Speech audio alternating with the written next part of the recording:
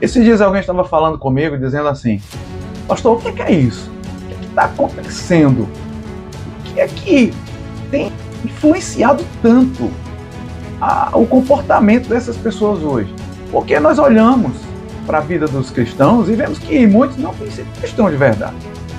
O comportamento deles denuncia eles. E esse comportamento, misericórdia, pastor, é horrível. Essa geração é uma geração que precisa aprender verdadeiramente o que é ser cristão. Então nós vamos falar um pouco sobre isso hoje. Eu quero trazer para você um texto que está lá em Efésios capítulo 5, versículo a partir do 1, que diz assim: sede, pois, imitadores de Deus, como filhos amados, e andai em amor, como também Cristo vos amou, e se entregou a si mesmo por nós, em oferta e sacrifício a Deus, em cheiro suave. Mas a prostituição, toda a impureza ou avareza, nem ainda se nomeie entre vós, como convém a santos, nem torpezas, nem parvoíces, nem chocarrices, que não convém, mas antes com ações de graça. Porque bem sabeis isto, que nenhum fornicador, ou impuro, ou avarento, o qual é idólatra, tem herança no reino de Cristo e de Deus. Ninguém vos engane com palavras vãs, porque por estas coisas vem a ira de Deus sobre os filhos da desobediência. Então veja, vamos falar um pouco sobre o comportamento cristão. Como deve ser o comportamento do crente? Que tipo de comportamento o crente tem que ter? Eu quero destacar apenas 4 coisas dentro desse texto, para a gente ser bem breve, mas que possa ser algo bem direto e bem compreensível a todos vocês. A primeira coisa que o texto diz é que nós devemos ser imitadores de Deus. Então, o primeiro comportamento que o crente tem que ter é um comportamento de imitador de Deus. Até porque o nome cristão, a palavra cristão, significa pequenos cristos, ou seja, réplicas de Cristo. Se alguém diz que é crente, essa pessoa, ela automaticamente está inserida dentro de um novo estilo de vida, no qual ela precisa ser um imitador de Jesus. Ela tem que ser um imitador de Deus. E a gente pergunta por que tem que ser um imitador de Deus? Primeiro, porque a palavra diz que você foi criado à imagem e semelhança de Deus. E se a imagem e semelhança, tem que andar segundo essa imagem e semelhança, tem que agir de tal forma. Então, todo mundo precisa entender que nós temos um modelo. Você tem um modelo que não é um modelo apenas de poder, mas um modelo moral, um modelo de integridade. Quando a palavra fala que nós temos que ser imitadores de Deus, o modelo está em Deus. Quando falamos de imitadores, nós não estamos falando de que alguém tem que ser como Deus no sentido de ser onipresente, onipotente, onisciente. Nós estamos falando de um modelo de integridade moral que existe em Deus e que isso foi passado para todos os homens, a sua imagem e sua semelhança, a nível de integridade. Então, quando nós falamos sobre ser imitadores de Deus, nós estamos falando que um crente que diz que tem Cristo em sua vida precisa agir com os mesmos comportamentos que Cristo agiria. Então, se alguém não se comporta como um cristão, essa pessoa ainda está longe da sua fé, da fé verdadeira, da fé que salva, da fé que transforma e da fé que o projeta para a eternidade com Deus. Então, ser imitador é abandonar as suas falhas morais, é tirar da sua vida tudo aquilo que você sabe que escandaliza, que envergonha e que denuncia que alguém que diz que é cristão não é um cristão.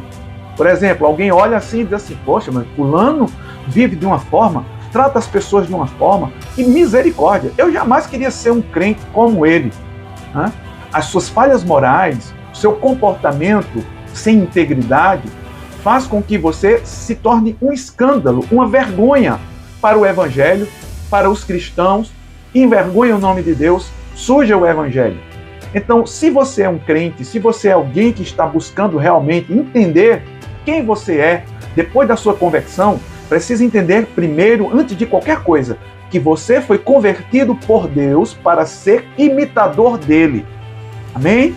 Então, se você está vivendo algo e você sabe daquela situação que você está passando ali, exige de você um tipo de resposta, um tipo de comportamento, você precisa perguntar para si mesmo: o que Deus faria, o que Jesus faria agora nessa situação? Que tipo de resposta ele daria? Que tipo de comportamento ele teria? E aí, automaticamente, pode ter certeza, o Espírito Santo vai trazer ao seu coração o tipo de comportamento que Jesus teria. Então, haja daquela forma que você sabe que Jesus agiria. Porque dentro de você existe um termômetro moral que foi colocado por Deus. E você não é criança. Você sabe muito bem o que é certo e o que é errado. O que deve e o que não deve. Você sabe o que é santo e você sabe o que é profano. Então seja um imitador de Deus. A segunda coisa que nós vemos no texto é que temos que ser um filho amado. Então o crente tem que ter o comportamento de um filho amado. Então o que é um filho amado? Ou quando é que um filho é amado? Ou quando é que um filho é mais amado pelo seu pai? Quando ele lhe obedece. Quando ele está em obediência.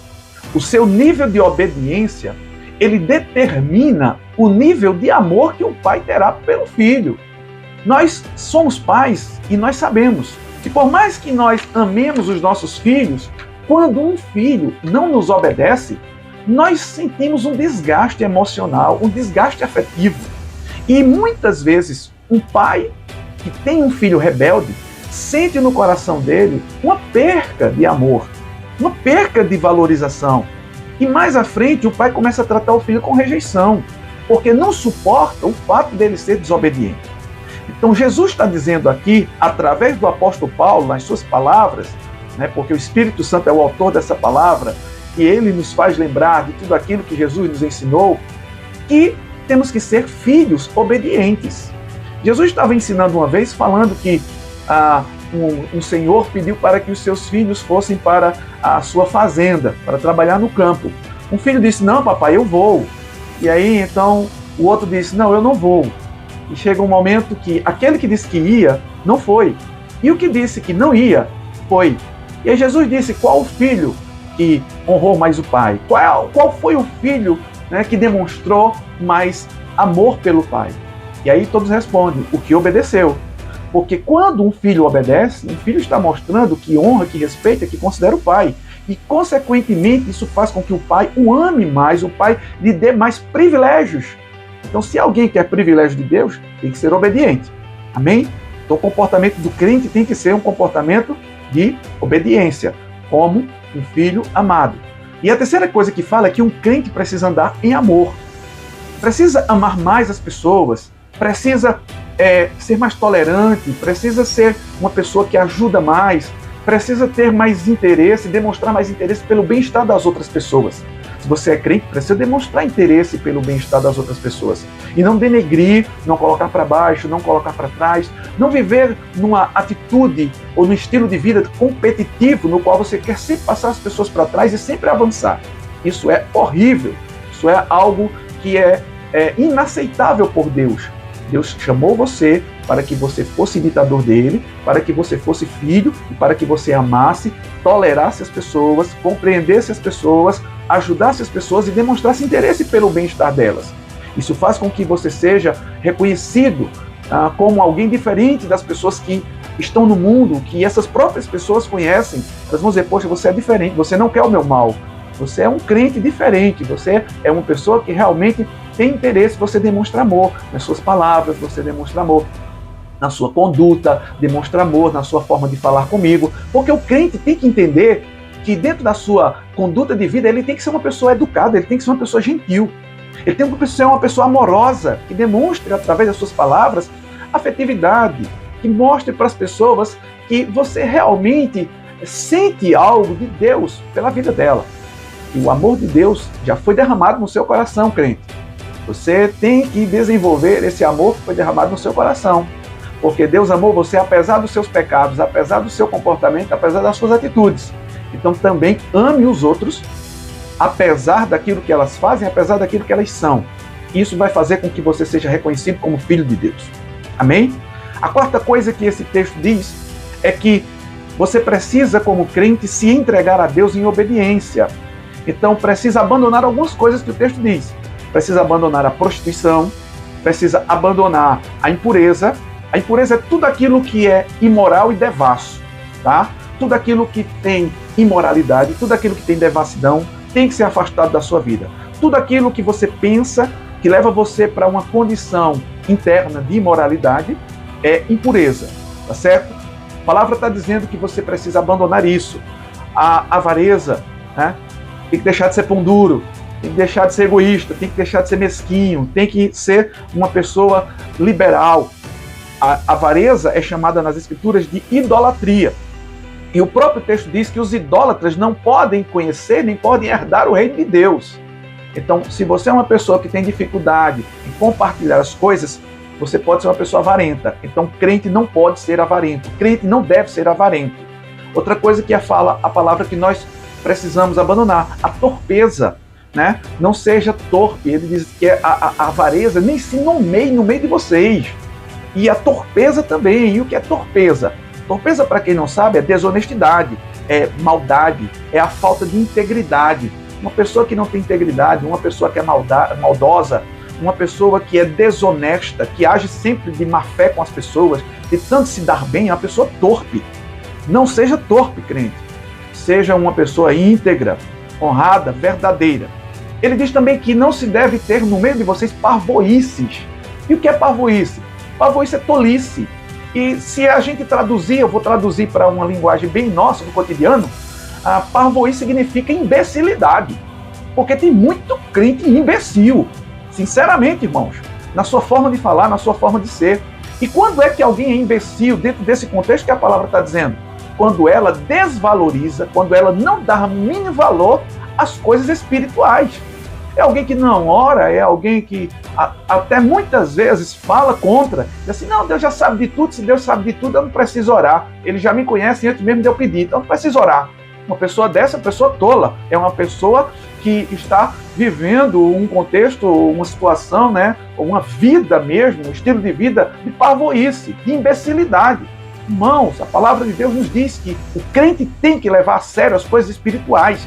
Ele tem que valorizar as coisas espirituais e colocar Deus em primeiro lugar na sua vida. Todas as outras coisas vêm depois. Jesus disse que aquele que nós temos que buscar em primeiro lugar o reino de Deus e sua justiça. Depois, todas as outras coisas serão acrescentadas.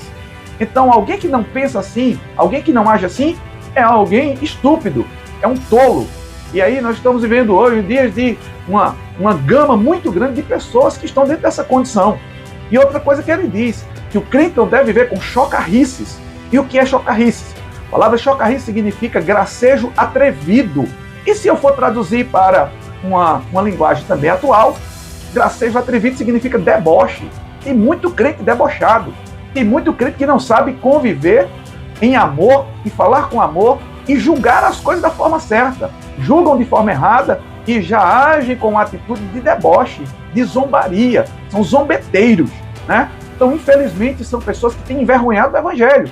Você não é assim, irmão. Você não deve ser assim. Você tem que ser imitador de Deus. Então, por isso que o apóstolo Paulo ele traz essa palavra para nós, inspirado pelo Espírito Santo. E aí, no versículo 6, ele diz assim, ninguém vos engane com palavras vãs. Porque estava falando de falsos mestres, falsos ensinadores, que diziam, não, venha para Cristo do jeito que você está e fique do jeito que você está. A igreja de Éfeso era uma igreja que ficava na Grécia e os Efésios, né, para quem foi escrito essa palavra, era um grupo de pessoas que se reuniam ali, que vieram do paganismo, que vieram da idolatria e da devassidão. E o apóstolo Paulo está dizendo o seguinte, vocês não podem mais viver da mesma forma. Vocês têm agora que ter um comportamento cristão. Assim como Cristo andou, vocês precisam andar também. E ele diz, ninguém vos engane. Não deixe que esses falsos bestas que estão aí engane vocês dizendo que tudo pode. Não, tudo não pode. Lá em Coríntios, Paulo diz o seguinte, olha, posso todas as coisas me são lícitas, mas nem todas me convêm. Ou seja, tem coisas que eu tenho que abandonar, tem coisas que eu tenho que deixar de lado para não envergonhar o Evangelho e não envergonhar o nome do Senhor. Porque quem envergonha o Evangelho, quem envergonha o nome do Senhor, paga um preço muito alto por isso. Deus é santo e Ele exige do seu povo santidade, que sejam seus imitadores. Amém? Então que Deus abençoe você, medite nessa palavra e que essa palavra seja bênção para a sua vida. Compartilhe também essa palavra com outras pessoas, para que ela seja também de utilidade, para que possa mover também, e que Deus fale com elas em seus corações. Amém? Que Deus o abençoe. Fique na paz.